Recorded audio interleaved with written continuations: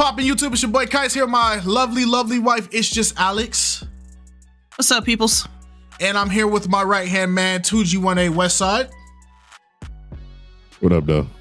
And he is also here because last Flock Talk, people forgot that 2 minutes and 30 seconds was the rule for speaking. And everybody decided that they wanted to speak for 15-minute intervals. So we are going to nip that in the bud. Get your point out and let's get on. You feel me? Everybody understand? And no challenges today. No battles.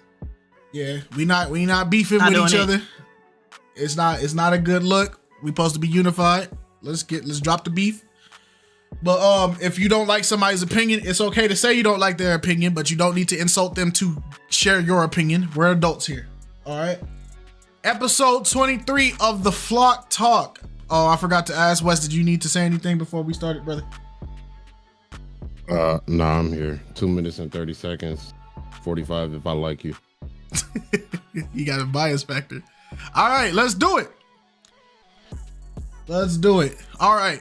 First things first, episode 51 of Pop the Balloon or Find Love has came out. This is the lineup of lovely, lovely women that were on there. Their age ranges from about 25 to the latest was like maybe 30. So this was a pretty tight-knit age group. They weren't very nice to the men. I mean, everybody was respectful for the most part, but unfortunately there was only, I believe, one match this entire episode. I think it was, yeah, one or two. Or two. I think it was two. Yeah, there was two matches this episode. Unfortunately, it was the lady in the orange and the lady in brown. The other four ladies unfortunately did not get matched. Lady in blue, she said some annoying things for sure, but she wasn't horrible. She was just Lady in black was the one I was actually rooting for because she actually seemed like she was genuinely trying to get a match. And you guys know it's always the women that really try, that really want a match, that end up never getting a match. I don't know how it works that way. I don't know if it's because people actually desire love that they can't get love, but she did not get a match. Lady in white was the biggest waste of space to be on a TV show, platform, YouTube channel ever. She contributed nothing to the show, nothing to the episode, nothing but superficial standards, to the point where if we cut every moment she spoke in this video out of that video, Arlette's video would only have lost probably about like 5 minutes. 5 minutes total. Because she genuinely didn't do anything. She just popped on every single guy. Like literally every single guy got popped out, and all her reasons for popping were superficial. I don't like your haircut. I don't like your clothes. It was just like, lady, just go home. Just go home. I feel like at some point BM needs to just snap his fingers. Hey, just go home. Just get up. Just go ahead. Cause you're not helping nothing. Lady in red, she did try to get one match, but like Lady in white, she popped on majority of people. And finally, when she didn't pop on people, she got popped on. So you see how the game goes.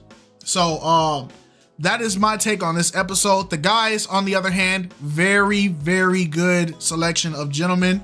They came out there, they were very presentable. They weren't disrespectful at any point. They all had their heads on straight. They all came out there, did what they need to do. The two that didn't get matches, they for sure deserved matches. But you know, that's how the game is. Alex, go ahead and share with us how you felt about the episode. It was okay. Like if I had to scale it, it'd probably be like 5 out of 10. Only because I feel like a lot of the women let a lot of good men go. There are a lot of good male contestants this episode. A lot of them had really good careers. A lot of them kind of knew what they really wanted. They were like really straightforward with a lot of things, but it was like small stuff, like small miscellaneous, like superficial things that can prevent you from actually matching with people, which is unfortunate. It was cool to see Kevin this episode. As most people know, he was on Tierra James's Pop the Balloon. So Kevin was a little bit more I don't want to say outspoken, because Kevin's he did speak a lot on the last one, but he didn't seem as nonchalant as he appeared on Tierra James has popped the balloon that everybody kept saying in the comments, like he comes off nonchalant, like he doesn't care type thing. But it was nice to see him. His segment was long-winded, but it was cool. All right. Well, if you guys have an opinion on episode 51, now is the time for you guys to raise your hand. Hello, Malik the King. Welcome to the chat. I like how we have a person named DJ Jazzy Jeff in here. Shout out to Kevin's interpretation that Will Smith is the messiah of black youth, which I disagree 1,000,000,000%, but okay. All right, only 2 people want to speak on it. Let's do it. Will Too Humble, Stay Down Peasy, Chris. All right, Will Too Humble, go ahead, start us off, man. Oh, what's good? How I feel about this episode? I ain't gonna lie, I wish that BM would have said something about the lady talking about, oh yeah, we could be friends. I wish BM would have said something, because it seems like he didn't say anything when it came to her talking about friends, but then when it came to the last guy from a few episodes talking about, oh, we could definitely be friends, and then he, said it out loud saying that, well, this is not Pop the Balloon and 5 friends. I find it funny that it's like, you did it to him, but you didn't do it to her. True. So, I'm kind of wondering, like, so we just gonna sit there and pretend like that did not happen at all? Like that was what I was just simply thinking. Because I ain't gonna lie, I was like, you gonna say something, BM? You gonna say something? People waiting. Nothing at all. So it really does come down to like, all right, we got to be the main ones to not really sit here and say friends. We can't really say anything like women can. And it's just like, dang, okay, all right, okay, say less. Now I know what we stand on. Now I know for a fact that this is what's gonna be. All right, let's bring it. But that's all I really wanted to say. Okay. No, I can't object to that. He did not, unfortunately, say it. We even joked about it on our reaction because we thought he was going to say it, but he didn't. The lady did, in fact, tell the guy that, oh, yeah, we can be friends. We can be friends after this. We can work together, all that. And it's like, no, that's not what you're here for. You're not here for business connections. Yeah. All right, even Chris. though it is funny to hear him say it. It is funny, actually. Hey, guys, what's up? What's up, y'all? How Good you doing? evening to y'all. Hello. I'm doing well. Just being grateful, man. That's it. Sir. Yes, sir. How did you feel about this week's Pop the Balloon? Do I have to be the black sheep of the flock talk? Go ahead, man. Do I have to? Go ahead. I'm already black, as you can see. But anyways, but all the women were basically saying that those guys lack sex appeal. That's it. That's all they were saying. What I mean by sex appeal is this is what women want. Women want a assertive, dominant, masculine dude. None of those guys represented them at all. So none of those guys was, I would say, assertive or. See, that's the big issue with those guys that come on the show. They don't represent none of that stuff. And I'm just being honest. And I know this from personal experience, So, yeah, that. And I know Kevin said there was a war between men and women. I want to say, did he say that? Yes. Yesterday? Yes, he did. Mm-hmm. That was hilarious because there is no war. Because number one, how are you going to have a war when men are scared to talk to women? How are you going to have a war when men are actually not honest with women? So I don't know where he got that from. Okay. But yeah. Okay. I think he means like a social media war. Yeah. Even with I can see that. Yeah. But you know what even I'm with that, saying? there's no war. Yeah, I get that, but there's still no war because guys are still scared to talk to women. Guys are still scared to be themselves around women. So what war is there? Even if there is a war on this social media, guys are still scared. either way. Okay, that's a hot take. Yeah. That's a hot take. I can see what he's getting at. Unfortunately for me, I'm one of these individuals that are cursed on the internet to have my feed constantly be filled with men versus women politics. Alex as my witness, I will go from literally watching a snail climb a tree randomly, and then my next scroll would be, so this is why men are the problem with blah blah blah blah blah, to the point where there's been times where like I'm seeing like gender politics between topics that don't even make sense. I was watching a TikTok short or whatever of a woman talk about how like she went to work and she just felt so tired and it's men's fault she has to work, and I'm like, dang, what the freak did we do? And then it happens.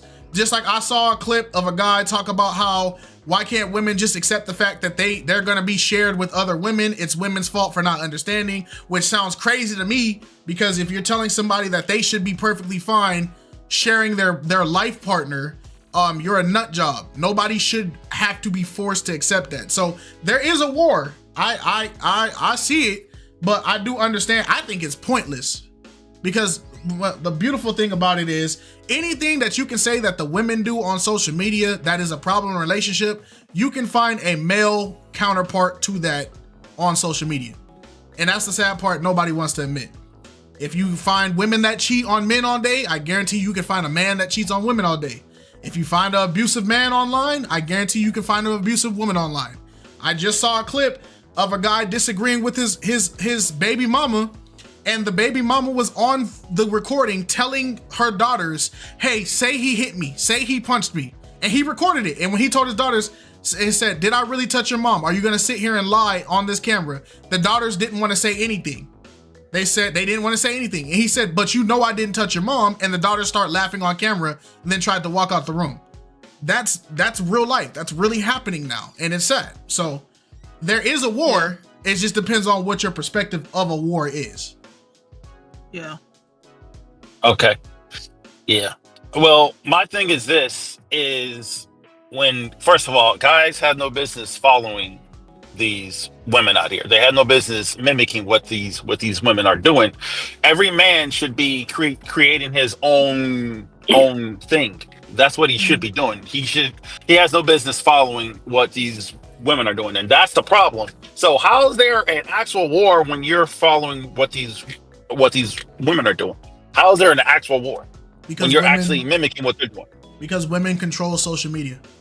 Women are the dominant factor. So no matter, even if you're a guy who does not even associate yourself with the opinions of women, the media that you're going to perceive or have access to is dominated by women. Women are, I think, like 70% of things that are decided upon involving social media are based off of the impression of women, because women are the dominant consumers of social media. Meaning that even if you, as a person, like for instance, you watch the guys you shouted out last time, what's his name? It's like Miles and Mr. Lucario. Mr. Lucario, right? Yeah. So the beautiful thing about them is I actually, when you shouted them out, I looked at their page, I looked at their content, and YouTube recommended me their competitors' content right after that, of people who strongly disagree with them. And it was a lot of female input, but that's just how social media works. It's because women are the dominant force on social media. It doesn't matter if you have 1,000 powerful male podcasters on there. The consumer is what matters, and men do not consume social media at the same rate women do. That's why they're the dominant consumer. If you want a business to succeed, you market it towards women, because they're going to be the ones that actually will buy a t-shirt. It's very hard to make a man buy a t-shirt, but a woman, if you make it right, you market it right, a woman will buy 3 of them t-shirts. So what are advertisements? It's shopping for men and kids and themselves. So they buying 3 times. Thank you for that conversation, Chris. I'll let everybody else who if you guys want to address that, go ahead. But stay down, PZ, go ahead. How did you feel about this episode?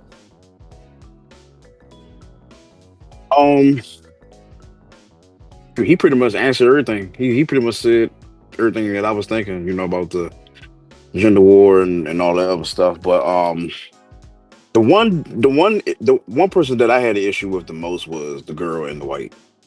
She's the only one I had an issue with, because it's like, you're really going to just deny people because of their hair, you know what I'm saying? Because then it's like, if somebody else would come on and say, I don't like braids, and then it's gonna be like, oh, pop, pop, pop, and I don't like how he said he ain't like her braids or whatever, you know what I'm saying? You should let women be women. But at the same time, if a man wants to be a man, it's an issue. Mm. You know what I'm saying? So like with like that's the only issue that I have for right now. Yeah, the double standards. It's very double standard, because it takes me back to that episode with the girl with what's her man name, Jay, when he had made a comment, and then she was like, okay, well, women are gonna be women or don't date us, you know what I'm saying? And that's what this episode was pretty much, what did they say, giving. That's what it was giving. No, you're right. You're right. The airplane host who said that women are gonna women, men shouldn't have an opinion on women's fashion. But this episode Angelique. This episode was full of men being critiqued about their fashion, about their height, about their hair. And when one guy said he likes a woman who's a little thicker, that offended them. But then they called dude short the whole episode. So it's like, it is a double standard. It is a double standard. Yeah, it's the same thing. Like, okay, I can't make a comment about how fit or how thick or thin my woman is, but when you guys say something about height, we supposed to just take that? Like, no, like no. And I really feel bad. Last thing, I really did feel bad for Jonas or Giannis. Yeah. I don't know how you pronounce his name, because I feel like he needs to come back. He didn't really get a fair chance at going in depth with anything or anybody else, and they didn't give him a chance. True. Okay. Shout out Stay Down Peasy. Thank you. All right, Miles, then Stepper. Hey, how y'all doing? We're doing great. How are you? Good. How are you? I'm good. Just a little sick right now, but yeah. Thanks for the compliments about my lady's hair. Yes, sir. Yeah, she owed me $100. Dang. Dang. Charging Hey, your that's a lady is deal. crazy. That's a deal. $100 to do that. That's a deal. Right. They charge thousands for that. Yeah. I definitely disagree with Chris. Shocker, right? Yeah, he. There's been a big war going on ever since Martin Luther King got assassinated. The government has been doing everything in their power to demasculate the black man and make sure that the black woman is more masculine and can take them away from us. Case in point, they started the government housing after Martin Luther King was assassinated to essentially get women housing and more job opportunities in the government, so that way they can potentially in the future say, I don't need no man, I got my own stuff.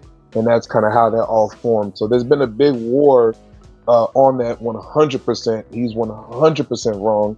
And this is not even a debate. It has been a big war problem, but that's neither here nor there. We can talk about that maybe later, who knows. But I didn't like the Pop the Balloon episode. I thought all the guys, it's kind of tough to talk about it because they all were, you can't say anything about their masculinity because it might come off kind of gay for me, but I thought they were very handsome men. I thought they were very good looking men. They all were the same height. I just think that the ladies were trying to find a Bugatti, and these were just regular nice Hondas, and they were trying to come on the show to get a Bugatti.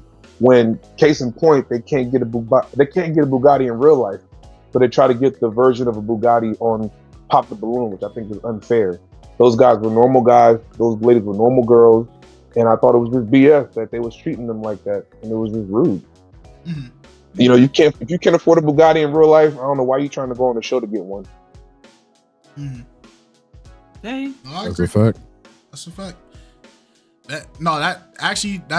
That's literally how I summed up this episode. It was a large part of a lot of these were looking for the ideal Mr. Perfect, to the point where it didn't matter how successful, how respectful, how decent looking they were. It was, nah, I'm not taking you. Your job is fine, your character is fine, how you act is fine, even the way you dress is fine. But I don't like dudes that get fades, so you're done. Like that was the summary of this episode. So yeah, Miles is 100% Right. They didn't want the limo driver, but they wanted the limo driver who he's usually driving. Exactly. That's what they wanted. Mm-hmm. All right, shout out to Miles. Steppa. What's up, y'all? Hey. What's up, y'all? How you doing? What up? I'm great. Feel much better from last week, very, very much better. Mm-hmm. Having a great night. Honestly, it was too much double standards on the show. Too much double standards. Very much judgmental. And honestly, they don't really know what they actually want. So it was just too much double standards and stuff. Trying to find a Mr. Perfect guy, but there's no such thing as one. Yeah. Right. Wasn't really my cup of tea, honestly. Especially that girl with the white. She was actually doing too much. Yes. Doing too much. Because, come on. You asking for a hood booger, so you might as well just find one. This show's not for you. You feel me? Just saying. Like, come on. Because if it was the reverse way around, the men would have done the same thing too, honestly. It's not just women, though. You feel me? So, yeah. But too much double standards on the show, though. Yeah. For sure. Yeah. Very much double standards. Mm-hmm. All right, shout out to Steppa. Before Smiley, you're next. I'm just gonna read this. Samaya asked. Samia. You had it right the first time. Samia. Yeah. Dang, what happened to her question? She had just typed it and now it's gone. You gotta scroll up. Yeah, she's. I think she deleted it. She deleted it probably. It's okay. She had a good question though. Oh no, she got it. Oh yeah, she said you pronounce it Jonas, and a lot of the feedback I've seen about him is that his hand movements and comments were a bit feminine. Do y'all agree? I know him personally; he's eccentric, but I've never thought him to be feminine. Would love to hear y'all thoughts. So here you go. No, he was not feminine. He was flamboyant for sure. Yeah, I get that, but flamboyant doesn't mean feminine. Flamboyant means that he know it. It's like people that know how to adapt to the atmosphere that they're in. I'm sure if that room was full of just nothing but men, his charisma, I'm sure he could have put on the big tough guy persona or fit the setting. But when you're dealing with women, and these women are very focused on their femininity, their beauty and all that, of course you're gonna start matching their energy with the compliments and stuff like that. I didn't see him as feminine at any point. He loves his energy. I think the problem is a lot of people think that like guys are supposed to be default like 50 Cent with the do-rag, spitting on people, slapping women every 5 seconds. Like it's like, no, there's dudes out there that genuinely can have that charisma and not be playing for the opposite team. If he had his hands in his pocket the whole time, people wouldn't have that same sentiment. Facts. The hand gestures threw people off, but it's like people talk with their hands all the time. So why does he have to be excluded from that? What were you finna say? He would have had his hands in his pocket the whole time. They would have said he was, not enthusiastic. He wasn't confident. He seemed like he didn't care, didn't have enough engagement. All of that. Like, anybody finna listen to that? Yeah, man. he deals with people all day. He's a doctor. So it's just like, Right. All right, Smiley. How'd you feel about episode 51, brother? I felt like we need to go back to like just dating within our lane. Like we and what I mean by that is, for the lady in white, not trying to get on her, but she kind of, and not trying to sound mean, but I got to go there. She kind of built like a refrigerator, so it's like, dang, you kind of can't ask for a man that's 6'2" everything like that when you ain't in the gym yourself. You get what I'm saying?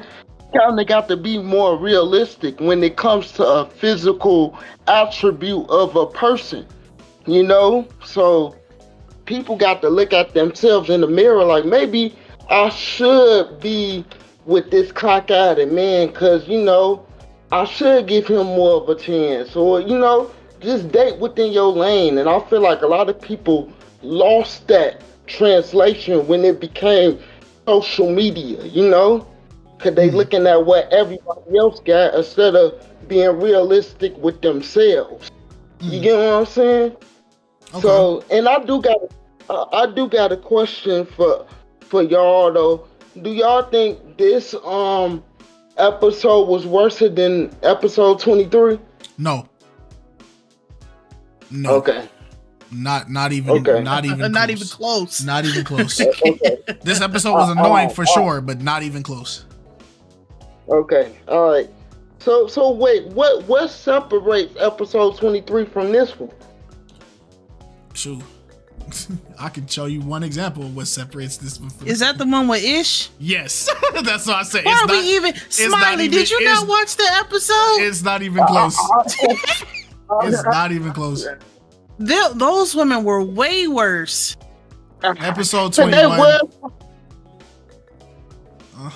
They even had a follow up on how bad they were. That You episode 23. No, that ain't the right one. No, episode 21. No, it was episode 23, I think. 23. Yeah. Yeah, the one with Ish. Yeah, I think it's this one. Yup. Oh, she's someone that's your type? Absolutely. Nope. This one was close. This one was by far the worst episode. The worst one. You got my sister cousin's baby daddy. We got the trying to go viral on YouTube. We got the leader of the sisterhood herself. We got 6'2". I don't believe you're 6'2". I'm 5'9" and I'm wearing 4-inch heels. So, and you're taller than me, but that doesn't mean you're 6'2".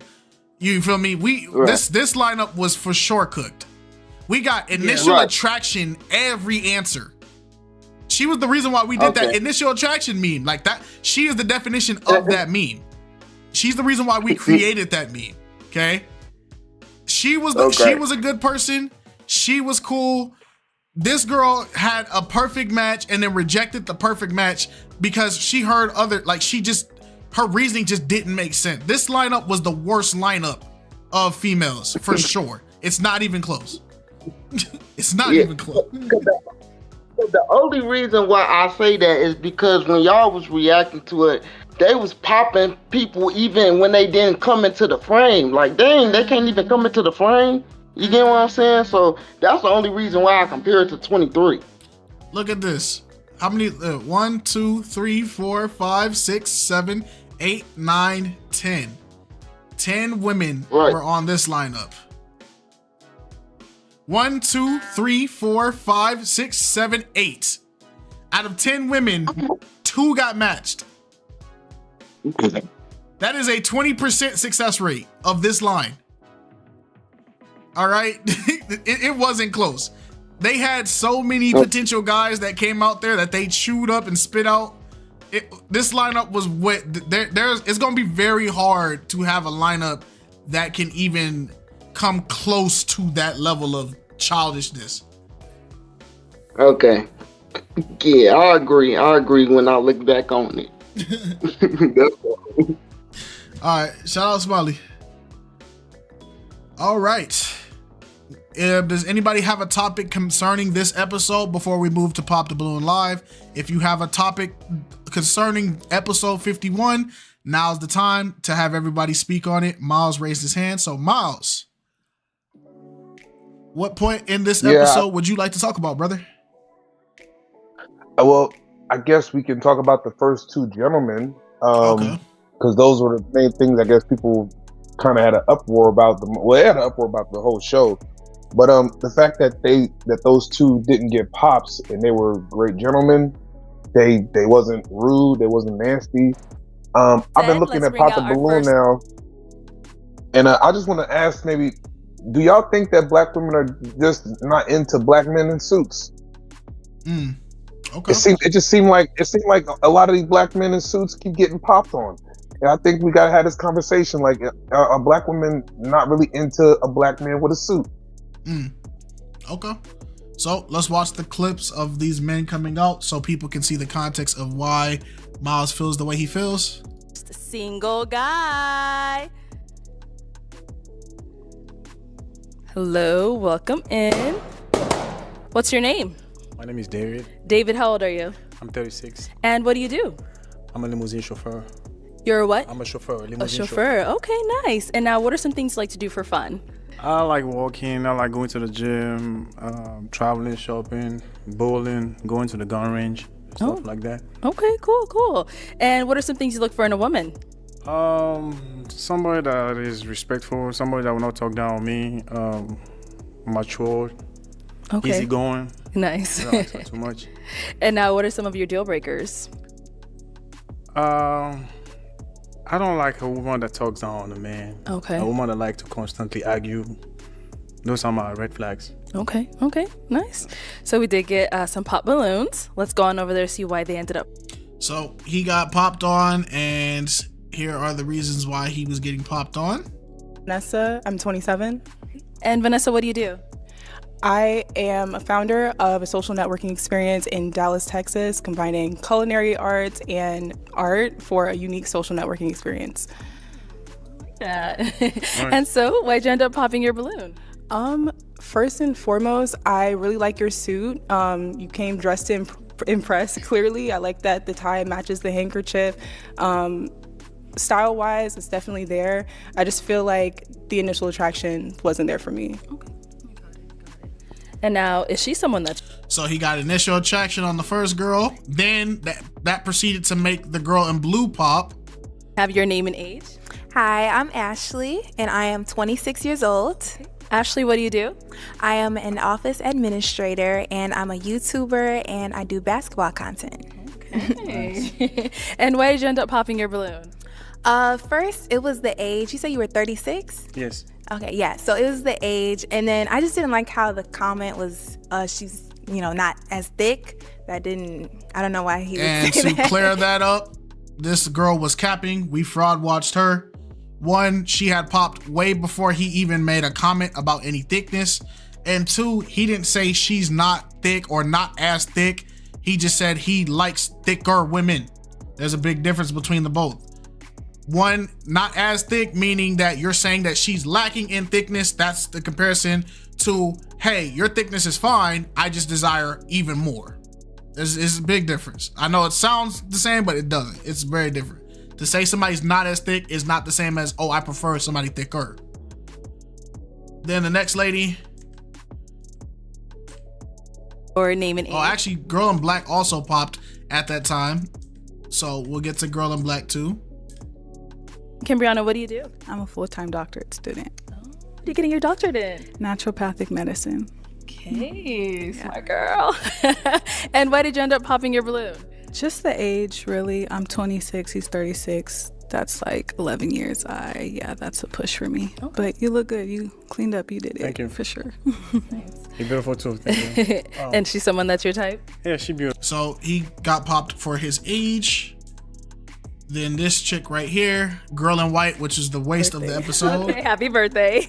And what do you do? I'm the owner and operator of Pretty Breeze Braids here in Phoenix, Arizona. Did you do your own braids? I did. Ooh, that is beautiful. It took a long time. And why did you end up popping your balloon? I just didn't like the haircut. I don't like it. Yeah. Thank you. And now she's someone that's your type? She's very beautiful. So he got popped for his haircut by her. And then lastly. And why did you end up popping your balloon? The haircut. I would say the haircut for me, yeah. But he is dressed nice.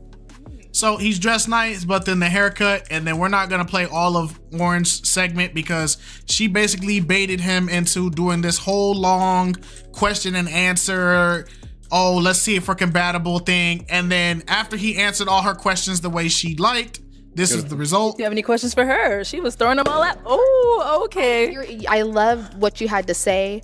and I wanted to know, but overall look, I need a taller man. I do. I like a taller man. I like a man who is at least like 6'2" minimum. And she got frauded because she said she needs a man who's 6'2" minimum, and then went for a guy who's the exact same height as him. So they wasted this chauffeur. Then we will go to Jonas, which was the second person who everybody felt got wasted. Hello, welcome in. What's your name? My name is Jonas Tekeste. Jonas, how old are you? I'm 32 years young. And what do you do? I am a doctor of physical therapy, so if you guys have back pain or foot pain from those heels, I can help you out. I'm a real estate investor. I also love God. Jesus changed my life. He set me free. He's why I am this way. I'm super happy. And I'm just looking for a woman to build a kingdom with and generational wealth with. Okay, we love that. So now, what are some things you like to do for fun? So Jonas, the physical therapist, unfortunately got popped. So let's hear why he got popped. 8. Okay. And Brittany, why did you end up popping your balloon? I popped my balloon just off of first glance. I wasn't a fan of the full outfit. It's very nice, but it just wasn't what I was looking for. Okay. So now is Brittany someone that's your type? So he got popped for his outfit, which is very dumb. I'm Janine. I'm 28. Right. Janine, why did you end up popping your balloon? Honestly, I think you're dressed very nice. I love everything that you said. It was just off of initial attraction. It just kind of felt like we wouldn't match personalities. I feel like you're very well spoken, and that's really, really good. I'm just looking for someone with a little bit, a little gangster lean in them. Gangsta, hey. She wants a thug, which was stupid. That's the dumbest crap I've ever heard on the internet. I'm 29. Right. And why did you end up popping your balloon? The initial attraction, I would say again, the haircut. Like specific Yup, with he got that. popped for his haircut. As you guys see, that it's getting bad. I'm Ashley, and I am 26. Ashley, why did you end up popping your balloon? I just see us being like really good friends. Like, It's not pop the balloon and find friends, so she wasted his time as well. I don't give a crap if you think his career or what he does aligns with you. If you don't see him as a romantic interest, don't waste his time. And then the last Amen. two. What's up, gang? Mm-hmm. No, I said amen. Yes, sir. I can describe. Actually gonna pop. Okay. Why'd you end up popping? I think that he's really attractive. It's just when I see him, I don't see like my man, So, yeah, I love what he does. I think he's attractive. He's attractive, but I don't see him as my man, meaning that he doesn't fit the fantasy standard or the ideal standard of the dream guy that she wants. She doesn't get the hot sweats whenever she sees him. Go ahead. Yeah, all right. Yeah. Okay. And now, is she someone that's your type? I think she's nice and respectful. She was kind. What did she pop for? Let's go back. Of your career, I'm also getting my doctorate, so I love that. It's just attraction wise, I don't know, like friends, cool, talk a little bit, but I'm not feeling like, Okay. So, yeah. So you're gonna pop your balloon. Basically, again, I didn't get that feeling about you. That's why, it's such a dumb reason to see somebody as not a potential partner. Because if there's a lot of people you're gonna feel that feeling for, and they're horrible people. So it's like, it's dumb. But if you're looking for marriage, going off that feeling is not the thing you should be going off of to decide if somebody's worth spending the rest of your life with. Because that can turn into a slap any second, because you want to go for what turns you on and not what's good for you. So it's dumb. But Miles, go ahead and read it. Not that feeling is kind of rooted in lust, so it's kind of like, defeats the purpose. Exactly. So, so my question, maybe it's the suit. I don't know what it is with the black women popping when they see like a suit off rip. I think there's something to investigate. I really think like they just don't really appreciate like a black man putting on a suit as much, because you always see on this show, like a lot of times you see like the guys that come without the suits, they get more of like the go ahead, and then like the black man who gets suited up like they was taught like a true gentleman, and then they just I don't know, they just don't like it for some reason. So the question, I guess that's the question, like do the black women not appreciate the young black man in the suit anymore? Like maybe that's not a thing nowadays. That's just a question I had. All right, if y'all want to answer this question, go ahead, start raising your hand. If you feel like it's another reason, by all means raise your hand as well. So if you feel like it's not the suit, it's something else that these men were doing, by all means raise your hand. We'll get to it. Where is my super suit? All right, Remy, go first. Okay, so y'all can hear me this time? Okay, good. Yes. First of all, Alex, smile more. I liked your video. Your teeth are so pretty. I like your smile. Thank you. Yes. But to answer Miles' question, that's a very broad conversation for a day I wish we had time for. Because usually women want, I would say, the perception of society and social media, the man that women want have the oomph, have this refined gangsta Jay-Z-esque like something about them, and it's not realistic. Like with everything else that is going on in the world, and women don't even know what they're signing up for with the man that you're lusting after. You have no idea what is on the other side of that. And it's so funny to me that women go for those type of men specifically when they also don't want to be considered, oh, I don't want to be the ride or die anymore. Like, what do you think that man is going to put you through in order to get you what you feel like you want? It's going to be HE double hockey sticks for you, okay? Because you're looking at, and my thing is like, you're chasing what the majority are chasing. Why would you feel like you would be the first option for that person? What makes you, if we're talking about alignment, what about you wants to be aligned to that type of person? Now you have to look at yourself.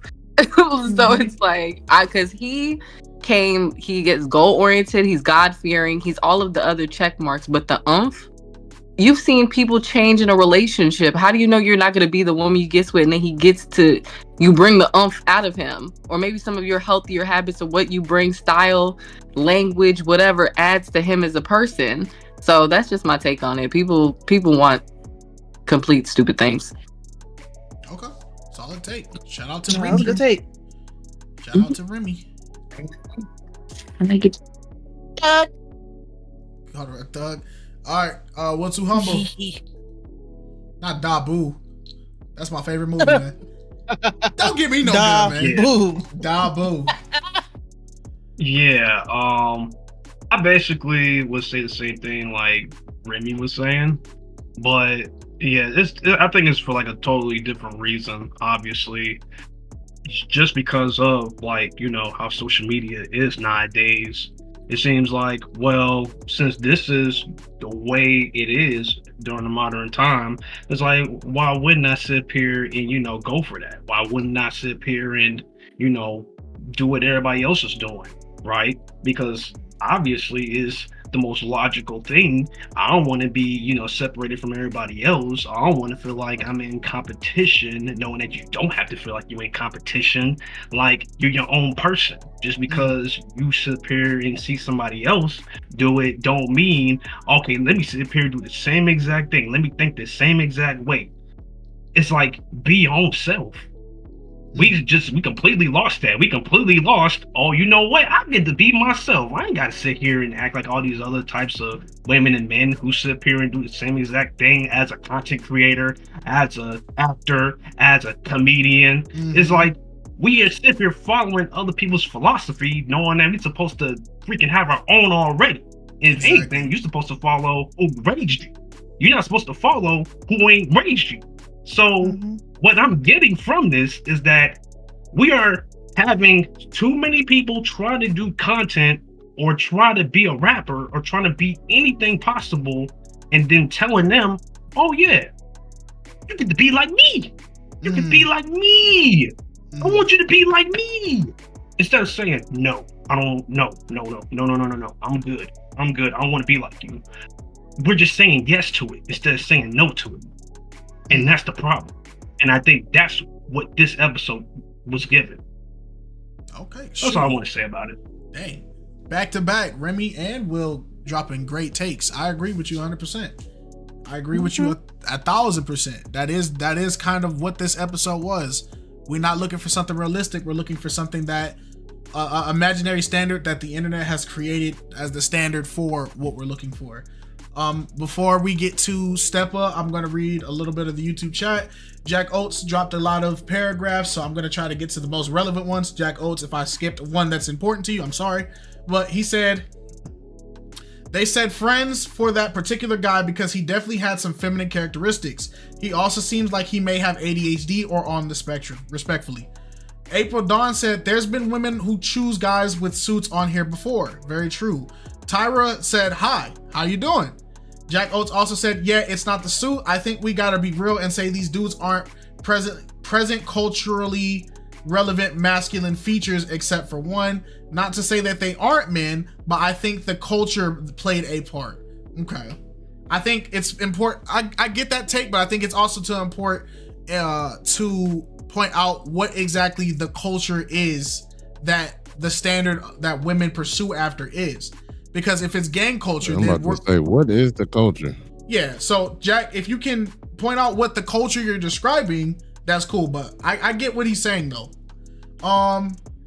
Joshua said, hi, it's nighttime over here in the Netherlands. What about your place? Hey, bro, it's nighttime over here too. Shout out to the Netherlands, man. Y'all be safe out there. All right, let's get back to it. Remy has something to say, but we're gonna let Steppa and then Chris talk their talk, and then Remy, you can say what you gotta say. Jack, if you can describe what the culture is that these women are pursuing after, that would be great. Steppa, go ahead. You know what? I honestly feel like the social media has brainwashed on what type of men these females be looking for nowadays.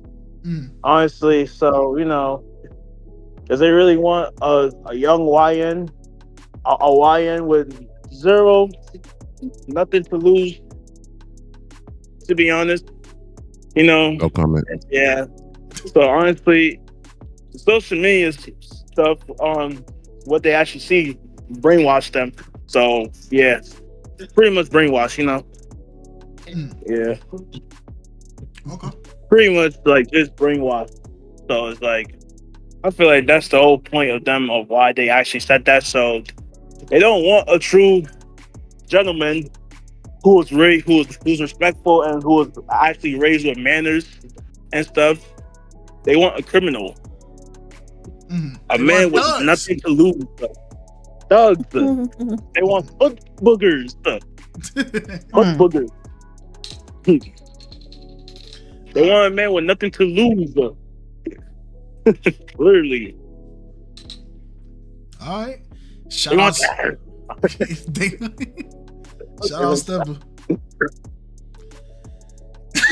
Shout out Steppa.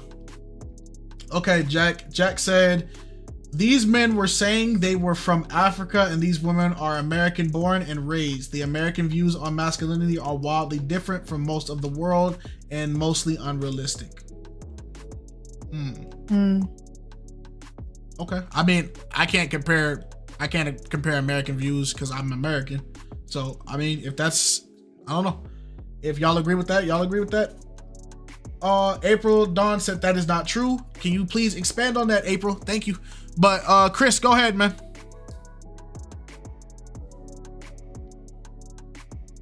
Chris!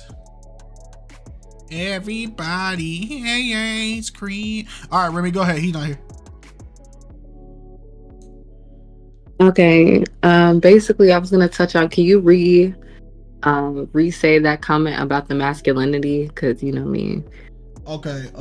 It was relating to like men, a certain type of masculinity that women are going off of in the culture or something like that. Yeah, he said, yeah, it's not the suits. I think we got to be real and say these dudes don't present culturally relevant masculine features except for one. Not to say that they aren't men, but I think culture played a part. That's what he said. Okay, so what are we defining as cultural masculinity if most of the culture deems relationships to be toxic? Like, everybody thrives off of the toxic relationships. So what type of masculinity are women, are they saying that women are going for the toxic masculinity? Or are we talking about physicality? Because if we're relating his face and his swag, that's a physical, more present thing that you can see, not necessarily what he does as a man. Because if I was to assess him off of what he does as a man, I would think this particular gentleman handles business. He got his stuff together. He's God-fearing. He seems to articulate himself well. He's respectful. He seems very clean. I would think that as a man, he would be able to take care of me as well as he take care of himself. Now, if we're talking about more physical attributes, a lot of the men that women are going to fit a certain bracket of men, and I wouldn't trust those men to be able to rescue me without a firearm. I'm and not saying that their physical features are their fault, or you know what I mean, but like a lot of the socially acceptable, or whoever's getting pregnant the most by, are these young rappers that are very, very not masculine looking to me at all. So it's like, what are we talking about? What fits into that? I wish the person who had the comment was up here to like elaborate. He said, okay, so I'll read his first response. He said, these men were saying they were from Africa and these women are American born and raised. The American views on masculinity are wildly different from most of the world and mostly unrealistic. Then April said the thing she was talking about was they want guys with nothing to lose, disrespectful. YN's comment, she didn't agree with that. Jack Oates, the same guy who originally said it, he said that would fall under an Americanized view, your statement. April Dawn said African men can be very soft-spoken and American women don't find soft-spoken men masculine like soft-voiced African men tend to have. As a Ghanaian, I would gladly kind of rebuttal with a lot of African men aren't necessarily soft-spoken. They just might be soft-spoken trying to get your number or trying to date you, but naturally soft-spoken. But there's a difference between being soft-spoken and just genuinely respectful. I feel like it's not that American men aren't respectful in their tone. I think it's just more privy to African men I think I've met. But yeah, I'm not gonna take up too much time.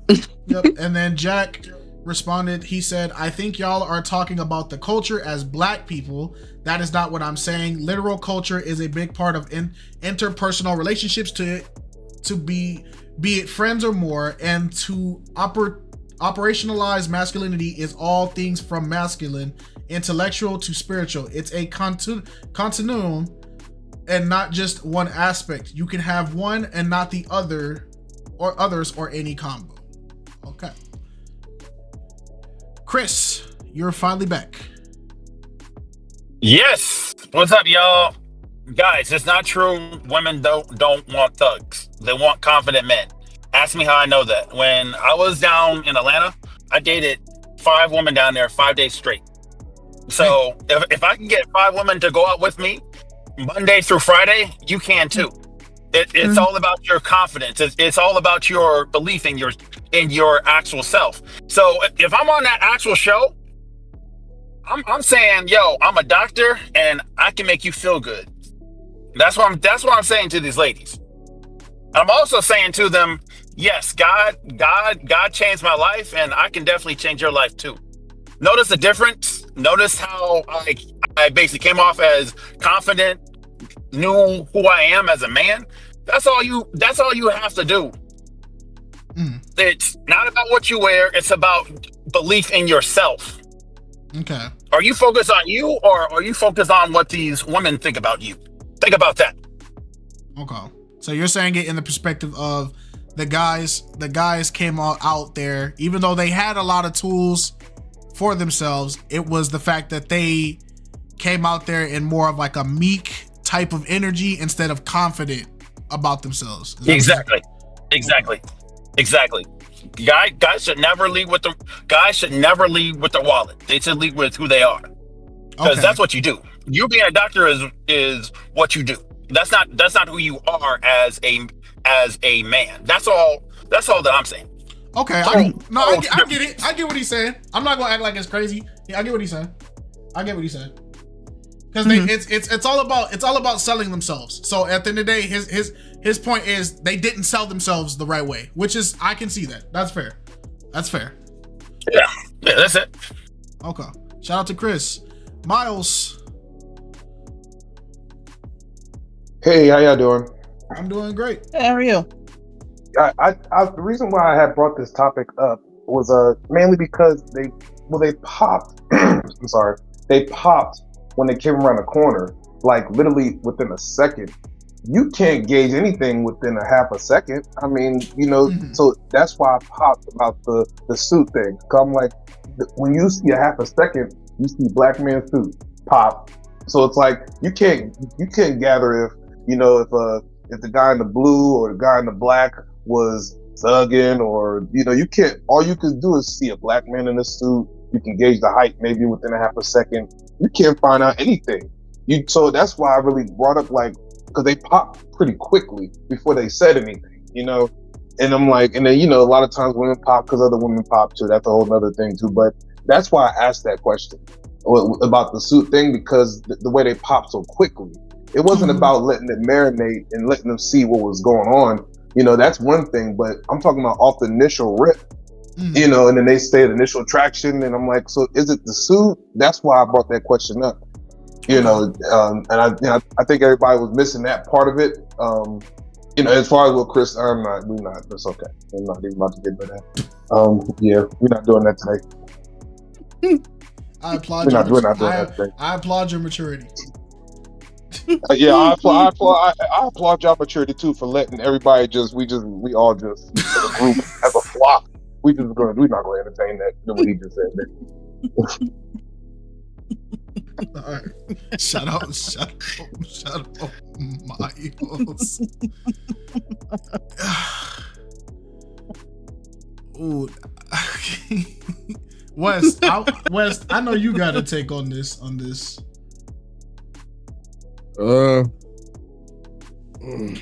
Don't do it if you don't want to. Reframe the.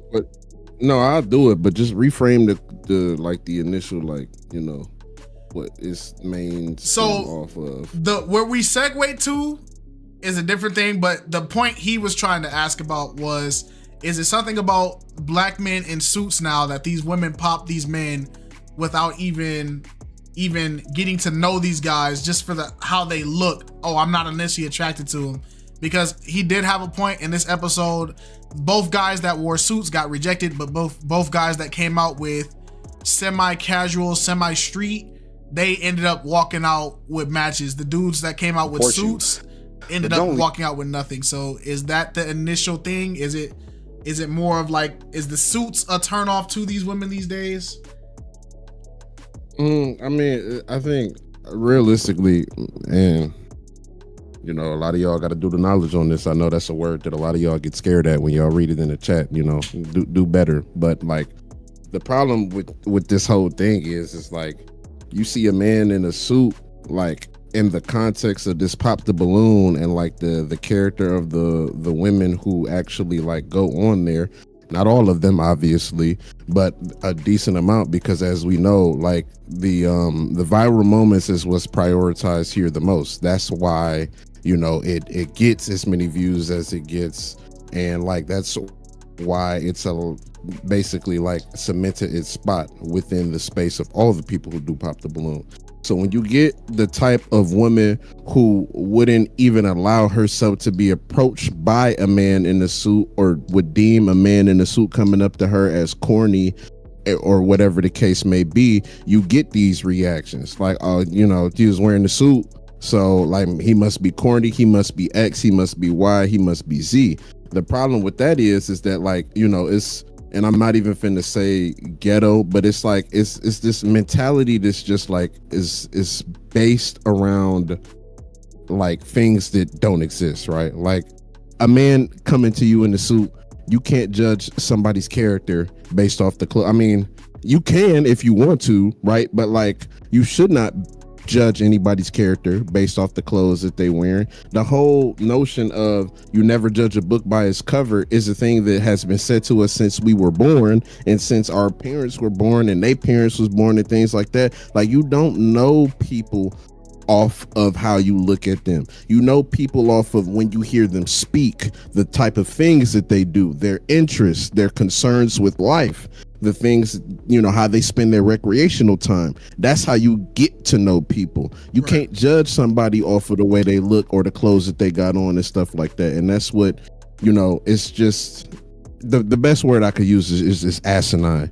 Not, you know, like, it doesn't make any sense. You can't wrap your head around it because it doesn't. It's. No, I don't even know the right word for it.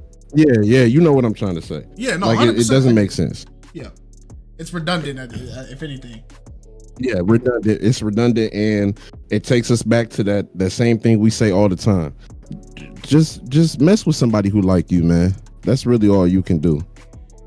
April said, so why are, I think she's trying to say, why are people so judgmental of a woman who wears short skirts and short shorts or cleavage? And I feel like that goes into, there's a difference between, I feel like a better thing would be if somebody tried to roast a person like a Amish woman. Like, imagine an Amish woman coming out there and people being judgy and being like, oh, look at her, she's in that Amish getup, she's probably gonna be, you know, she's probably overly Christian, she's probably overly religious and all that. Because comparing a fully clothed attire versus skimpy clothing is kind of like, I feel like they're not in the same conversation. I think the equivalent that we can go for, like, skimpy skirts and tight like cleavage and all that, is like dudes sagging or even dudes that got shirt, like their chest out, or I don't know. I feel like those don't really. I get what she's trying to say though. I don't want to hoe her, but I understand. I ain't gonna. I'm not even finna do all that. The problem is, and we've had this discussion before off stream, it's double standards, man. And you know, one of the favorite conversations we ever had was the clown outfit conversation, and we know exactly where that led. The problem is, and you know, you could hate me for this if you want, that's your prerogative, but there is that double standard. If you present yourself in a certain way based off of the clothes that you're wearing, especially in the situation that you are wearing said clothes in, it is very easy and more often than not unfounded for me to assume things about you based on that. Yes, if you want to like do semantics and like mental gymnastics with me, yes, that would be a counter to the point that I just made. It's like the point you just made would refute that, while in general more often than not it would. The problem is we exist in a world of double standards. There is no way for us to get out of these double standards. It will not change. It happened before us, it happened before our parents, it happened before our grandparents. These are the things that are set in stone and will not change. So yes, if you go outside to the club with your cleavage out, I am going to assume that you are will not be named. It's just that simple. And if we want to go statistic for statistic or band for band on my assumption, I'm gonna be right more often than I'm wrong. Like, let's be for real here. Like, we can't, like, this is not something that can be negated. Not every woman who goes out to the club with her cleavage out is a 304, but you know, if I put 10 of them in a lineup, what's the odds that I'm gonna have more than a 70% average? Oof. Like, let's be for real here. It sucks. Double standards suck. I hate double standards, but what can we do about them? They exist for a reason. That's the thing. Stereotypes, you know, like, stereotypes also suck, but it wouldn't have become a stereotype if it wasn't something that was happening. Yeah, if there wasn't based in truth. Stereotypes based in truth, even if it's not majority truth, it is based in truth. Double standards based in truth. You can't negate these facts. And it sucks. I don't advocate for it, but it's the law of the land, as they say. April said, I'm just going off the point of not judging a book by its cover, which is okay. Okay, well then women can judge a man by what he has on. Anybody can judge anybody. I think the point is we're saying whether or not they can and do. Yeah, you can and We do. all We're do saying I think the conversation is on whether we think it's right to do so. You get what I'm saying? And the validity behind it.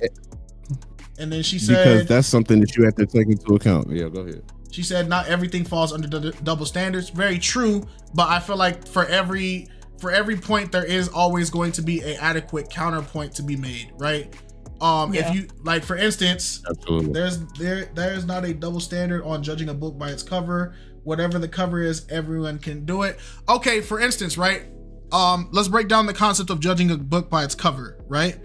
If I show you a book named Ultimate Ride, and the cover has a guy flying out of an airplane with dual pistols in his hand with an explosion, and he has a duffel bag on his back, what genre of book do you feel like it would be? Action. Right. Now, by me saying action, that is a kind of judgment, but it's a judgment on what I'm seeing. Now, for me to say, oh, that looks like an action book, I would not be deemed wrong for saying I assume it's an action book. Now, what I would be wrong in is if I look at that book and I say that book is trash. Because I'm not judging based off of what I'm seeing. I'm giving it labels of context based off of information I don't know. So me going, hey, that looks like an action book, I could be wrong though. It could be a romance, but based off of what I'm seeing, people can say, okay, that most likely is an action book. But if I go, this book is trash, and I've never read the book to actually have an opinion about it, that is judging a book by its cover. But yeah, like you said, it could be action or horror. Now, we could be wrong. Me and you both could be wrong. We both could be wrong. It could be romance, like he said. But it's whether or not I'm saying the value of the book based off of the cover of the book. For prime example, one of the ugliest looking cover books, in my opinion, was the Lemony Snicket books, right? Lemony Snicket series of unfortunate events, right? My favorite book series, right? Now, looking at the cover of these books, when I first saw this book as a kid, when I saw these covers, I was like, oh, this is gonna be some boring, ye old, freaking, I never wanted to read it because I'm like, oh, it looks like this is not my style. It reminds me of those things you read on Scholastic Learning. Then I actually read the book. I'm like, dang, this is a story about a dude literally trying to kill some orphans. Like, and he tried his best to kill these orphans. So I made a judgment about the book until I saw the movie. And when I saw the movie, I was like, oh, that's what this book is about. Then I read the books and I'm like, dang, the movie didn't even do the books justice. It was grimy in that book. People was dying every chapter. It was grimy. You get what I'm saying? But I mean, like I said, and I hate to hammer back this point, but we can even take it a step further with the synopsis that are typically on the backs of the book. If you look at the Lemony Snicket and then you read the synopsis based on what you see, you get a good justification of it. If I'm bringing this double standard into effect, if I see a man in a suit, I don't know what the synopsis say. If I see you with a specific outfit on at the club, I know what the synopsis say, or I can assume what the synopsis say. Not every woman who goes out to the club with their cleavage out is a 304. Some of them just may find that, as the way that they genuinely have fun, but you will get lumped into that group. You can't stop yourself from getting lumped into that group for what you present outward. It's like, it is what it is. April it's said, never going to change. April said, women who dress a particular way are called trash without a guy getting to know them. But women are getting, like, I guess, down for them judging a guy as corny for his attire. I don't know if I'm getting my point across sufficiently. I get what you're saying. I hope our statements is, I think the point we're trying to make is, because you're technically you're spitting the same thing. You're saying the same thing, right? And by your standard, yes, you are correct. I think we're pointing out is too that it gets deeper than black and white, right? Like how we assumed it's an action book, right? And I see the guy on the cover with the guns. So I could judge a book by saying, oh, this guy's on the cover flipping out a plane with a gun. It's an action book. I imagine he's gonna be shooting people. I would be wrong. I wouldn't be wrong or looked at as wrong for assuming the book is going to have shooting, right? But if you show me a book on the cover and it's a guy holding a knife with blood leaking out, I wouldn't be wrong to assume somebody's getting stabbed. But I could be wrong. That's the crazy part. I could be wrong. So I don't know. I feel like it's not a black and white thing. That's what I feel like. I feel like it's deeper than, it's more of like a psychological thing towards it. Cinder said, I'd have to ask, then why dress like that if you know the responses you'll get from it if you're not that type of person? True. Women who wear sweats and t-shirts are called 304s all the time by the guys who don't know them. That is a very good point. There are women that dress classy and they still get called trashy too. I think it all comes down to there's a lot of assumption based off of appearance, but it's because the people, it goes back to stereotyping, right? Like Wes pointed out. The reason why stereotypes exist is there has to be something that led to people making the stereotype. Black people eat fried chicken. Okay, look at fried chicken sales. Look at who's eating it. Look at the imagery of black people. Black people are commonly associated with black chicken. I mean, with fried chicken. Ironically, there's a lot of black people who don't eat more than them. Yeah, there's an ironic part is there's a lot of black people who don't eat fried chicken. I have a cousin who doesn't eat anything chicken based. He doesn't eat eggs. He doesn't eat chicken. So if you say all black people eat chicken, my cousin is the proof that no, you're wrong. But if you say out loud, oh, all black people eat chicken, there's going to be a extremely large group of black people that are like, yeah, I eat chicken, so, and then there's going to be a minor group that's going to be like, no, we don't. So it's not a true statement, but it's a stereotype, if that makes any sense. But April, I don't think you're wrong for the point you're trying to make though. I get what she's saying. There is a lot of judgment on women based off of appearance because there's girls that, especially out here in Cali, women wear booty shorts all the time, but there's virgins that wear booty shorts and they're 30 years old virgins. They haven't given it up to nobody. How are they a 304? You get what I'm saying? I literally have guys accuse me of having an OnlyFans from literally a headshot of me with a sweater on, another pic, solely because my face I got accused of. Those people are just sickos. And those people need self-control. But I get what you're saying. All right. Anybody else got anything? Alex, you didn't get to say your point. Did you have a point to make about this? Or are you ready for the next part? No, I don't have a point. Y'all basically touched on it. Yeah. I think it's okay to say that it's a bigger issue because there is a lot of cover judging. But I think a lot of the cover judging can be accompanied by a lot of people are reading the genre of the book before and making their assumption based off of the genre and the cover combined instead of actually reading the book. So I get it. Okay. All right, let's get to the other part that people were waiting all day yesterday to talk about. We did not do the after show conversation because we didn't do the after show conversation because we just didn't feel like doing it. So it is Pop the Balloon Live. Yeah, April, it's a conversation. I think at the end of the day, you're making valid points. I think everybody has good takes on it. I haven't heard no bad take towards it. So I feel like that's just the beauty of conversation. The problem is there's people in higher platforms on bigger stadiums that won't have this conversation. And this is why there's big disconnects. But when we have the conversation, we can see the points that each other is trying to make. So Pop the Balloon Live. No Fine Love. Pop the Balloon Live. Episode 2 has finally came out. There was a total of 3 female contestants that came out in this lineup, and there were 2 matches. My opinion of it is just, it was better than episode 1. Me and Alex did an entire review. If you haven't seen our review, that's all my opinion. I don't feel the point of saying my opinion after I made a whole video giving you my opinion. So this one will be mostly for you guys. How did you guys feel about Pop the Balloon Live this week? If you watched it, if you didn't want to watch it, whatever, your opinions on it, if you have an opinion on it. Oh, should I get talk? Huh?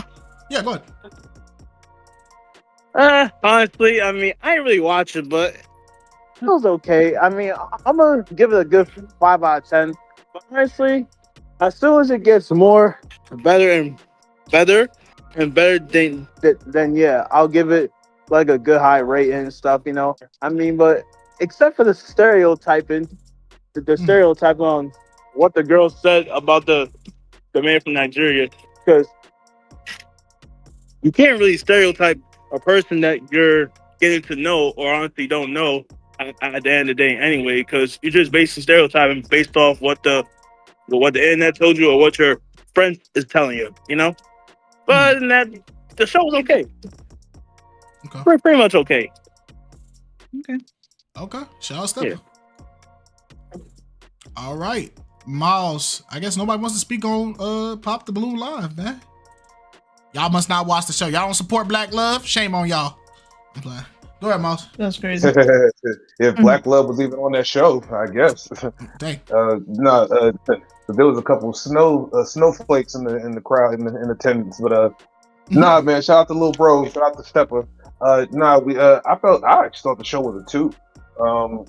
I just because I understand reality TV, and a lot of times it's like, once you start putting stuff like this on reality TV, it's kind of scary because the love might not be genuine. The way that they was coming off, it's like, okay, let's pretend to love each other for the next 6 months. It's our obligation to keep it going, and then we'll figure out a way to split up later to do our other adventures. Let's keep it going to make it look realistic. And reality TV shows, they do this all the time. I watched The Challenge. I can't tell you how many times they didn't have relationships on The Challenge, only during The Challenge. And then once the next show is aired, they're not even in a relationship no more. And these are reality people, so it's like I get it, and I think they're gonna do that on the show moving forward. Professionally, it was better than the last one, but it's hard for me to believe that these are real relationships. What makes Pop the Balloon Arlette's version so powerful is the relationships look legit, and you can just see the love that people are really having. As opposed, even when they meet them, you can just see it. Where it's like this show, along with the other shows, is kind of like not really. It shows. I just got done watching the catch up with the Indiana version of the catch ups. It's worse than the actual show. They really don't like each other. Like when they do those catch ups, it's all fugazi. So I'm on the cusp of this show right now. I got it at a 2. Okay, that's valid. Okay, shout out to Miles. What's up, y'all? How you doing, Jonathan Fletcher? All right, Chris, how did you feel about Pop the Balloon Live, brother? Now, you know how I feel about this. Majority of those guys on that show were simps. Sorry. They were simps. Yes. This is a definition of a simp. Anytime you do stuff for a woman and you're expecting stuff from this woman, either a box or whatever you're trying to get from that woman, and you don't get the desired results, you are a simp. Plain and simple. No way around that. So if you don't do the stuff that you normally do, and you're just doing it just to cater to the actual woman, you sir are a actual simp. Okay. So, but overall, yeah, go ahead. Okay, break simp down for me a little bit deeper. That was a very surface level thing. Explain simp to me, because my problem is easy. Because I'm gonna give you my reasoning of my feeling of why I don't think simp is a good way to even point out things, is because simp gets used very, very loosely now, right? Because for instance, the origin of simp came from the gaming sphere, and simps were people who they would go on Twitch and they would boost or support or give unconditional or unrealistic support or gassing up female streamers because they thought the anticipation of a female streamer was going to acknowledge them, right? And they would do purpose things like help her boost her platform, playing games and throw games just to get some acknowledgement, just to get that, oh, thank you, Steve Johnson 443, just to get that moment. That's where the origin of simp came, right? where you were going to female streamers and because you were desiring them. It wasn't whether you got anything or not, because some of the guys did get something, but that's where simping came from. So now simp, I don't know why, but it has completely came over to the dating game in real life. And I see simp get thrown out now. Simp gets labeled on things that are just being gentleman-like now, right? For instance, a guy wanting a date, it's like the guy flirts with the girl. He says a compliment to the girl, flirts her. She may reject him at first, but then he keeps the pressure and he ends up getting a date. But then people will go, oh, he worked too hard for that girl. He's a simp. And it's like, no, because if technically that's the same mindset as a hunter and a gatherer. A hunter doesn't get every single kill. He misses a couple shots till he gets better. But the main thing is when he comes back to the camp, he has the kill. You don't know whether he fell off a mountain, had to swim, whether the whatever animal he was hunting whooped his tail for 15 minutes. When he comes home with the kill, we say that's a hunter. But for some reason, we label simp on things that are just natural behaviors. Like a dude opening a door for a woman, we call them simps now. It's like, dang, I'm sorry, my mom raised me to be respectful. But yeah, even me, I'm a person, I get called simp just because I let my wife talk on my platform, which is crazy to me because it's my wife. But so I need you to break simp down for me a little bit better, because my view of the word simp is so just everywhere. Break it down deeper for me, brother. Okay. All right. So you know how this red pill stuff goes? Oh, you got to get money and you got to get muscles, because that's what these women like. Those guys are teaching you to simp for women, because what they're actually saying is you got to have muscles to get these women, and you actually don't. Like I said, you got to actually have confidence. But anyways, so if you're putting any woman on a pedestal for any reasons, you are actually simping. Now, you and your wife is totally different, because you're actually leading your wife. So you're not actually simping, because you're the head of household. So you're not actually simping. So that's an actual totally different thing. But I'm talking about the dudes that spend $5,000 on a woman on an actual date, looking to get box out of it, because they think that, oh, take this woman to this nice expensive restaurant, I'm actually going to get something out of it. They're actually doing that because they want to get something out of it. Now, if they actually went to that actual restaurant on their own, but if they're just doing it just to impress the woman, that's actually simping. See what I'm saying? They're not doing it because they genuinely do it. They're doing it because they're actually trying to get something out of it. See what I'm saying? It's the motive behind it, the intent behind you actually doing it. Exactly. So you give for me, to claim a reward. Yes, exactly. So for me, when I actually take out women on dates, I take them to lounges. I take them to places that I like going. So I don't take them out to eat. Why? Because I don't like going out to eat. See? That's all I'm saying. Okay. Cinder, I saw you jump up here. What did you have to say, brother? Oh, I don't got nothing to say. I'm just frustrated. No, frustrated about what? I want people to get their point across. Well, I mean, nobody's saying nothing about this. It's clearly.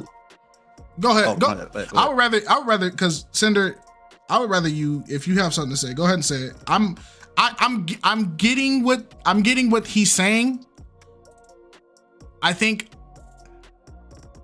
I understand what he's saying, because even reading the definition of the word simp, slang term used to describe someone, a man who is perceived as being overly attentive, submissive, or affectionate towards someone who they are attracted to, often in a way that is deemed excessive or lacking self-respect. I feel like, to me, that word simp is mostly focused on that last part, deemed excessive or lacking self-respect, like doing something that is like clearly objectifying to yourself, or something that takes you out of your character in terms of trying to achieve a relationship with somebody. then yeah, I can agree with that. I just think that the way the word is being used is beyond that, and that's where my confusion kind of comes in. So if you can break it down too, because Chris did a good job. I get what he's saying, but I feel like there's more to it beyond like the problem of how it's used. Not saying Chris didn't give a good explanation or anything. No, you're right. Because the modern day usage is what we're looking at on the screen right now. This is how people use it in modern day, and that's completely a-okay. That's how it should be used and to fit our slang, because you know language is a way to convey meaning, and if we all understand it and agree on a term, that's what the word is going to be used for. But we've also been misusing it. People have been called simp for ridiculous things, for things that don't even apply. People will be called a simp just for walking down the street and tripping on a crack. It's just ridiculous stuff. It doesn't make any sense. So we're starting to lose meaning in words, not just simp either. There's a lot of words that are losing meaning. And that's the entire point of language, right? It's to convey a meaning. As long as we all are on the same page and understand what's being said and what does it mean, then we can go with that. But we're no longer on that same page because words are just being thrown everywhere. No one understands what it means. That's why communication has become so important. That's why we have this podcast, or not this podcast, but Flock Talk. Mm-hmm. No, that's true. And so we can communicate and like unmuddy the waters. We can get some pure water up in here so we can all understand. Okay. But so now that we have that definition, Chris, at what point did you see the simp behavior in the show? So I can get a visual understanding. If you remember, if you don't remember, then I'm not gonna make you, but I'm just asking if he's there. All right, he's not there. Okay, it's fine. It's perfectly fine. I can just take the word of mouth examples that I've been given. All right. Is there any last things that you guys would want to talk about before we end this Flock Talk off? Any last conversation pieces or anything you guys would like to discuss? Otherwise, we can end it here and let everybody enjoy their Friday. Going once. Okay, Steppa, Miles.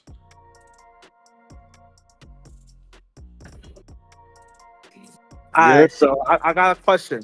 All right, so is having a partner is simping like? No, Right. hold on. Right. Hold on. Wait, so is having a boyfriend or girlfriend unconditionally simping? I gotta ask that, cause what? Not ask that. That's for you, stupid. Because I'm trying to like. Not necessarily. You shouldn't love your wife to the point. You shouldn't be loving your wife to the point that you're willing to like embarrass yourself, you know, in like a public setting for it type stuff. Like, I mean, maybe some people can. I mean, you know, everybody got. I'm just saying, because like for me, like I'm trying to hear your opinions from it. Like it's loving your boyfriend, girlfriend, unconditionally. Like, come on, you know. I don't know. I'm a little lost with it, you know. Right. I mean. I just read a comment. I just read a comment that said water is not wet, and I agree. Water is not wet, but it's just he said water is wet, and that's just something that y'all gonna have to deal with. And I just said, you know what, he's right, and so that's why I've been silent. he's not wrong, so I gotta leave it there. Yeah. Water is in fact not wet. I mean, you shouldn't love anybody unconditionally like that. You know, unfortunately, the only person you should love unconditionally is God, and we not him. So it's like you love somebody under the condition that they do what they need to do for you, and whatever facet that is considered, they meet those requirements. If there's ever a point in time, if you married to somebody and they not doing X, Y, and Z for you, whatever the case that may be, and they're no longer hitting those requirements, you know, you can't love that person no more, depending on how you feel about those things. Like everybody, if you got a partner, they meet certain things for you. long term, short term, whatever the case may be. If it gets to a point in time when those needs stop being met, whatever those needs may be, because I'm not about to sit here and get into specifics, it's like we done. It's over with. And that could be emotional, that could be physical, that could be spiritual. It could be any type of need not being met. I disagree with that second half a little bit, brother. Go ahead. I disagree with it a little bit because I do have an ex. We separated mutually. I would never want to get back with her, but I do love her unconditionally.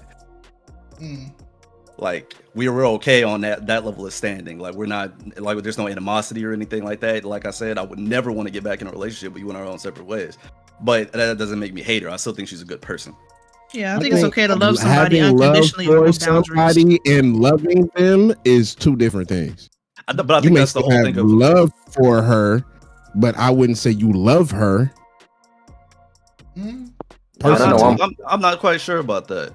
Because you can love someone unconditionally. That's having love for someone and loving them unconditionally. Are those really that different? Shout out to Jack. I would Jack argue Oates for the $20 bomb, not non-water wet gang. Thanks for the chat. I appreciate you. I'm sorry I'm talking over y'all, but I think before this conversation go, I think it's important for Cinder to define what love is, because there is various forms of love, right? There's love as in like this person is somebody I truly cherish, right? And then there's love in the aspect of like it could be more based around like I acknowledge this person, I respect this person, but that's like the love I'll show to them, like as like a fair acknowledgement of it, versus love as in this person is somebody I desire or I'm willing to do anything for. You get what I'm saying? So what would you describe that loving unconditionally is meaning like I don't get anything from it.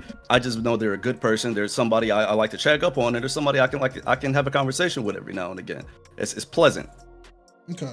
So I don't it could be saying, I have love for them, but loving them unconditionally, I think there doesn't need to be like something tied down there for me to love her, like her less or love her less. Man, I'm a proud simp. I love it. I wouldn't change it for the world. I'm a proud simp. I do it. I love it. And I love my lady. I will simp to the end of time. It's okay. I'll do it. I would be a simp for the person I'm with too. But Yeah, I think I don't know. I just gotta understand like what do you mean by having love for somebody? Like what would be when I say all right, so if I'm in love with somebody, I'm with them, I see them, I choose them, they are like mine. If I got love for somebody, the way I look at it, that is distant. That's rooted in like the history we had, not necessarily the present. I respect you. I'm grateful for what we had. It doesn't have the same pull. I wish you the best truly, but from over here. I hope you okay, but I'm not in it with you like that anymore, and I never will be. I can, and I can appreciate that. But love that, and that's what it is for me. That's how I view it. The difference between loving somebody and having love for them. Yeah. One is like, passive versus active. Yeah, I believe from that definition of it, it sounds more like it wasn't like the best of breakups. It like after that, it's unresolved. We don't got nothing to do with anybody anymore. We can still chop it up. We can still have a conversation, but at the end of the day, that's just that. That's what it sounds like to me. I wouldn't even say that though, because like even though my first love is no longer here, we didn't work out for myriad of reasons, but I still had love for her and I still very much cared about her, but she had moved on and kind of did her own thing with her life, and there was no bad blood between us, and it didn't really end on bad terms. We just kind of grew away from each other. So I wouldn't even could you call that? She passed away. Could you call that? She passed away. Okay. Could you call that? I lost my ex too, man. So I know. Could you call that unconditional then? Because y'all grew apart, but you still like cared about her to some extent. Like she didn't need to provide you anything for you to love her less. That's the unconditional part. Yeah. Okay. And with that in mind, I do agree with you. But like I was just kind of speaking from a standpoint of like you being in like a relationship or like even a marriage with somebody. Like even though like it may be under the guise of loving somebody unconditional, if there's certain needs whatever they may be that you have that are initially met, and then as time progresses stop being met, I would say that, you know, like I gotta go. And I would argue that most people would have the same like notion or like narrative behind that. Like I gotta leave. That's And why I use like, my. that's why Oh, sorry. Go ahead. Go ahead. No, I was just gonna say that's why I would view it as like not being like unconditional love. Oh, okay. That's why I use my ex as an example, is because like we're no longer in a relationship. We're separate people. We're doing our own different things, but that doesn't make me feel any less about her because the breakup was a mutual thing. So I think as I'm listening to this conversation, this gives me like more of like the perspective of like, I love my mom, right? Like that's my mama. I love her. Even if she does me wrong, my love is always there for her because that's my mother. But then I also love my homies, but there's homies that I haven't talked to in 5-6 years. But if I see them, it's all love, gang. You feel what I'm saying? Like I still, like those are still people that I can cherish the memories that are attached to those people, versus even if I have more bad memories from my mother because of my experiences with my mother, it supersedes it to the point where that's genuine, unconditional love. Like no matter what, I'm ride or dying for my mother. That's how I'm kind of seeing it. Am I off the mark a little bit?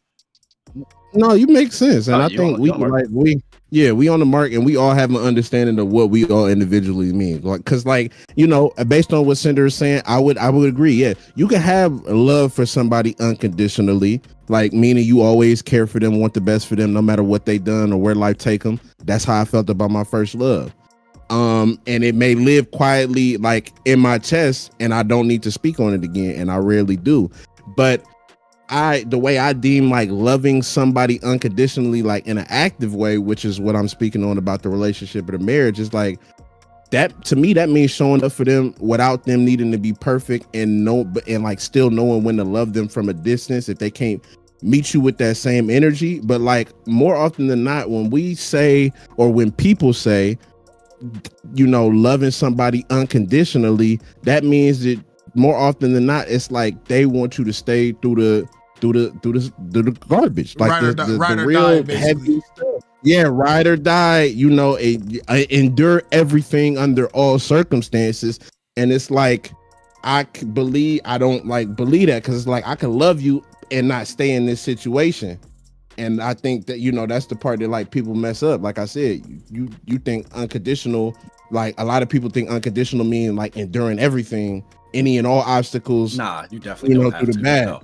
Yeah, and that's what I, you know, that's kind of what I was like getting towards when I presented my view of it. What, you got something to say, Alex? I was gonna say I agree with what Chris is saying. Love is all about sacrifice. It's compromise too. I do, yeah, it complements it. I agree with that. But I also believe that you can love somebody unconditionally with boundaries. Yes. Yeah. Okay. Go ahead. Expand on that. Because I love my husband unconditionally, but I'm not willing to sin for my husband. I'm not willing to go to hell for my husband. Right. I can love you unconditionally, but if there's things that's being done that's gonna put me in a situation where I'm gonna be bound in a negative way, then that love, that's where I have to cut myself off. I have to set up a boundary and tell you like, hey, I can't do that. I can't do this. It's not, I still love you. I still have admiration and respect for you, but this is where I have to, you know, set up my boundaries, because morally, this is not what it is. Right. Okay. Yeah, I feel that. No, that's facts. Okay, I get it, because at the end of the day, I already told, I've told every person in my family, I told my homies, I've even told my wife, if it come down to the will of God or you, it's gonna be the will of God every time. It's not even a hesitation. Like, yeah, there's limits to loving somebody unconditionally, whether people want to agree to it or not. There's limits to it. Well, are you willing to, you know, off somebody for loving somebody unconditionally? Yes, no, maybe so. It depends. It depends how you view it. Okay. Miles and Chris are up here. If you guys have input, go ahead. Either one of y'all. It doesn't matter. I had Well, a topic. go ahead, Miles I'll first. wait till. Well, I had a topic, but I'll wait for you guys to finish your topic. So I didn't want to, switch it up when you guys are not ready. Okay, go ahead, Chris. Finish this up. Okay, so you wanted examples of how the guys were simping on the actual show? Yeah. I asked that, but you weren't here.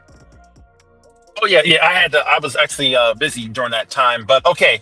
There was a question the woman asked on a stressful day. How would you help, or whatever this woman said? And the guy was like, "Oh, like I would do this. I would bring you this and that." To me, that is simping, because what he's doing is catering to her, trying to get something out of her. So for me, if I was in that situation with the woman, I would have told her, "Hey, I'm gonna have you cook my favorite meal because I know you like cooking for me. Then while you're cooking the favorite meal, I'm gonna whisper in your ear how grateful that I am that you're in my life." So that's how I'm doing my thing, because once again, that is all coming from me. See what I'm saying? That's coming from me. So I'm not really catering to her, because it's all coming back to me, if that makes any sense. Okay, so you're basically saying, like, I do the things that I do for my woman because I want to do it, not because I feel like if I do it, I'm gonna get a reward for it. Like if I like how dogs sit. Yes. I'm gonna sit because I want to be obedient, not because I want the treat, but because my owner is telling me to be obedient. Yeah. So see, that's why guys end up in these goofy situations where they're getting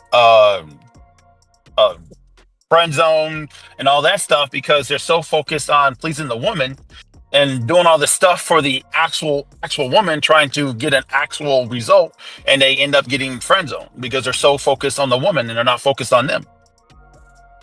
Right. If they were more focused on them, guess what? They would have women cooperate with them, not the other way around. That's why guys are so miserable and frustrated, because they're so focused on women and doing all this stuff just to get a end result. And guys should not be doing that, period.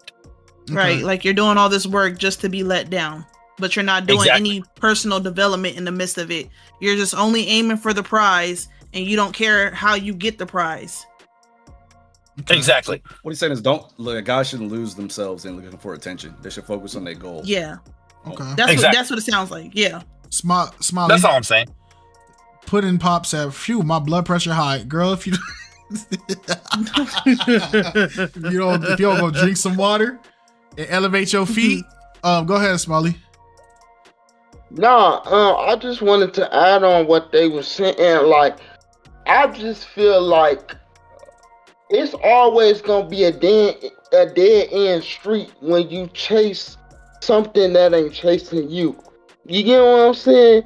It got to be an equal balance. Like for me personally, I like people that like me. If a person ain't giving me the same attention or the validation that I'm giving them, then it ain't gonna work. You know what I'm saying? I like to receive, like, validation. And, like, dudes, like, personally, they like to be reassured, too. You get what I'm saying? Like, a lot of dudes say, "Oh, I want a female to take me out on a date." But then in society, that look as, "Oh, you being sassy." But me want to be taken care of as a man, and a woman to take me out is sassy. Okay, then I'm sassy. You get what I'm saying? I'm sassy for liking the people that like me and not chasing nobody. And that goes for women and men. Women shouldn't be chasing men that don't like them, and women shouldn't be chasing like vice versa. You get what I'm saying? So it's like at that point, just like the people that like you, and that's a good point that Chris brought up. Can I say something about that real quick? Go ahead. It's really funny. One time when I was young, I remember it was a life lesson. I remember me and my uncle went fishing, and we're down. We're back. We went far, and this is down south. This is in Florida. We went really far, and I remember we had to been at least 10 miles out on the beach in his boat, and I remember we had the bait, and we didn't get no fish, and it was a nice bait too. It was bougie. It was the perfect bait to catch some good fish. We didn't get nothing. And I'm thinking, oh, this ain't gonna work. But then we went out 50 miles further, and we just caught a whole bunch of big fish. So that taught me a valuable lesson. In life, if you just be yourself, you might not be able to get the girls, around your circumference. But if you go further out into another county, a lot of times I think some guys think that you got to switch up and be this whatever interpretation of a good man is. Just be yourself. It might not work in the circumference where you live at, but if you move a little further, or go a little further, you might get the girl of your dreams. You just got to go to another state, another town, another city, and that's kind of how I view it. I don't really believe in changing up and try to put on this fake image of what a man's supposed to be. Just be yourself, and the right one will come to you. Kind of how I did it. I didn't switch up. I haven't switched up since I was a kid. I'm still a big kid right now, and I just found my lady. She went to a whole different school, a whole different county, and she's sexier than anything I've seen in my school. And I'm like, okay, I did it right. And that's how it worked. Okay. But I did have a topic that I wanted to ask y'all though. I mean, just a quick little little quick little answers. Do y'all think the reunion is going to be next week? And if so, who do you guys want to see on the reunion so far out of all of this season? Not anybody in particular? Dr. Dez. Person. I want to see Dr. Dez. I don't want no reunion. I just need to see Dr. Dez and Greg run the fade. I don't care about none of that. That's it. Well, I have been talking to Fireman Greg. He from my hood, and he did tell me that he is training. Actually, he is training. He's lifting the weights, and he's like, it's easy. Dr. Dez, however, been kind of loafing. He's been making little training videos, but he hasn't been answering the calls. So I don't know what's going on, if they doing it or not. He ready. Fireman Greg is ready. Dr. Dez is slowly I don't know about this. I think he realized the size is everything. But I ain't gonna lie though. I think the girl that had the wrinkly face, I think she should be on though. Definitely. That girl, a lot happened with her. After the fact, she went from having an Instagram on public to then private to then deleting everything. So I know there must have been a big aftermath after her episode came on. So her coming out, I think, will be a really good addition to the reunion. Other than that, I don't know. What do you guys think? Y'all just want to see the fade? I mean, jokingly, I can say I strictly just want to see the fade, but I feel like I've as a content creator, I've entered this point where I didn't think I would ever be at, where everything is starting to look the same and seem the same and be the same, to the point where even this season, there's unless you mention this person to me, you mention a person, I am all right, this person was just person ABC. Just like on this episode, there was the same person, ABC. I'm starting to see everything as duplicates or copies of it. So when you ask me this season, who do you want to see? I would in my mind, my answer is I want to see people's A and B come on the show. I don't want to see people C and D. But it's I can't explain those people. It's just these characteristics that match. So I can't say I'm looking forward to a certain person. I just know that if there are certain people, there is conversations that would probably happen for sure. But yeah, that's just my take on it. I think somebody from the light skin community is definitely got to come out, because that was been the biggest talking point this whole season. About the light skin guys. You know what I mean? So I thought about that. I was maybe that older gentleman that was getting popped a lot being light skinned, because it was big on the whole season. I was kind of keeping track of a lot of the light skin season. Yeah. So I mean, that's what I was thinking. I was when are they gonna have the reunion anyway? Because I thought this episode was going to be the reunion. Honestly, I didn't think it was going to be episode 51. I thought it was going to be a reunion anyway. I didn't even think this was going to be episode 51. I was shocked. So yeah, they I don't know. probably do it after the holidays. I didn't know we had a holiday. Yes, Easter. Hey, look, I'm still learning about Jesus on that. So y'all know, I mean, I talked about. I'm gonna say this. We don't celebrate that we day, we don't but- celebrate it, but it's pagan. But yeah, we do celebrate the resurrection of Christ, though. So I don't call it Easter because that is the pagan thing to call it. But yeah, celebrate the resurrection of Christ. That's what you should focus on. Y'all still got Chris on here, so I don't know what he wants to speak on. Good luck with you guys on that. Yeah, I'm out. This man fled the battlefield. He picked up his banner and sword and turned the other way. Wait, how did this happen? What happened, I think, Chris? no, I think